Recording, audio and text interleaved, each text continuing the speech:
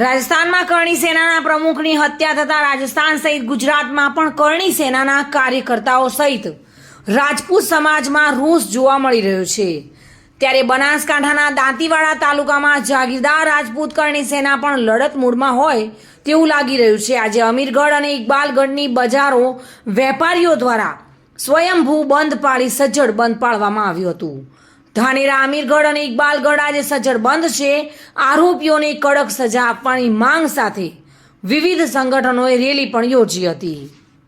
રાષ્ટ્રીય કરણી સેનાના અધ્યક્ષ ગુગા મેડીની ખુલ્લેઆમ ધોળે દિવસે ગોળી મારીને કરપી હત્યા કરવામાં આવી છે, જેના પડઘામ સમગ્ર રાજસ્થાન સહિત ગુજરાતમાં પણ જોવા મળી રહ્યા છે।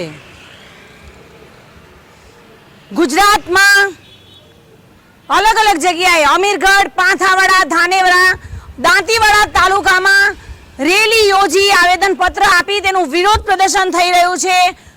રાજકીય આગેવાનો, રાષ્ટ્રીય આગેવાનો અને રાજપૂત સમાજના આગેવાનો એકત્રિત થઈને આવેદન પત્ર આપી રહ્યા છે, વિરોધ પ્રદર્શન કરી રહ્યા છે અને તેઓની માંગ છે કે હત્યારાઓને તાત્કાલિક પકડી તેઓની ધરપકડ કરી ફાંસીના માંચડે નહીં ચડાવે તો સમગ્ર ગુજરાતમાં ઉગ્ર આંદોલનની ચીમકી પણ ઉચ્ચારી રહ્યા છે।